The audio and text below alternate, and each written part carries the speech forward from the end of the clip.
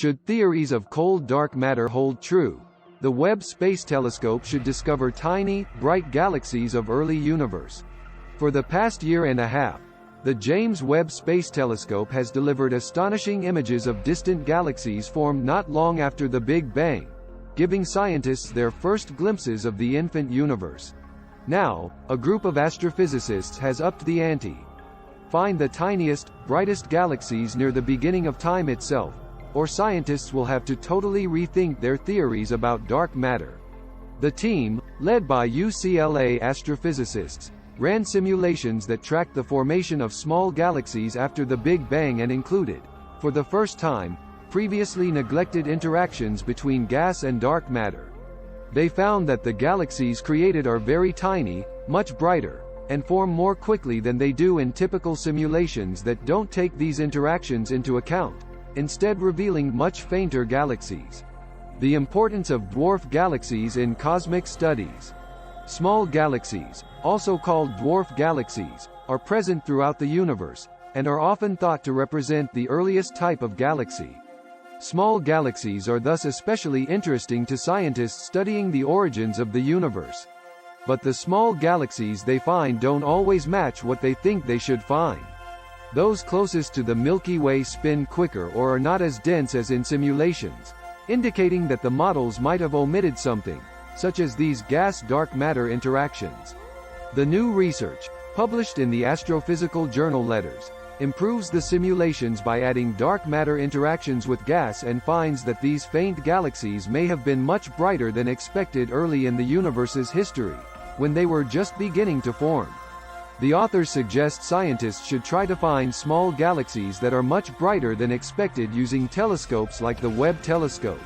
If they only find faint ones, then some of their ideas about dark matter might be wrong. Dark matter is a type of hypothetical matter that does not interact with electromagnetism or light. Thus, it is impossible to observe using optics, electricity, or magnetism. But dark matter does interact with gravity, and its presence has been inferred from the gravitational effects it has on ordinary matter, the stuff that makes up all the observable universe. Even though 84% of the matter in the universe is thought to be made of dark matter, it has never been detected directly. All galaxies are surrounded by a vast halo of dark matter, and scientists think that dark matter was essential to their formation.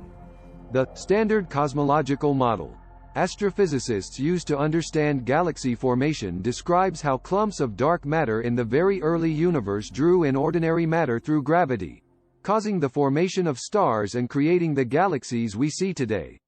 Because most dark matter particles, called cold dark matter, are thought to move much slower than the speed of light, this process of accumulation would have occurred gradually.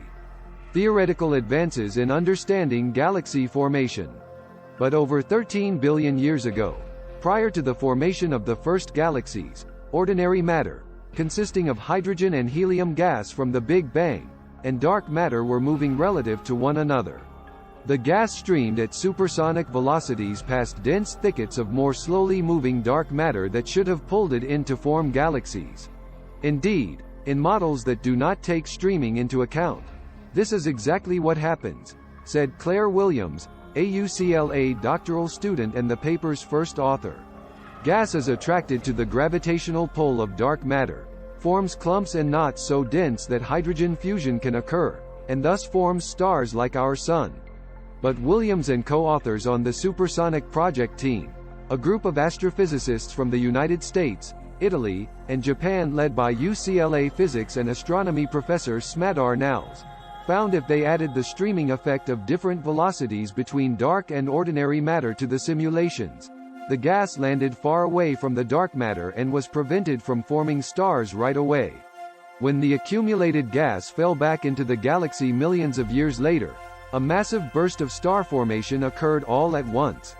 Because these galaxies had many more young, hot, luminous stars than ordinary small galaxies for a time, they shone much brighter.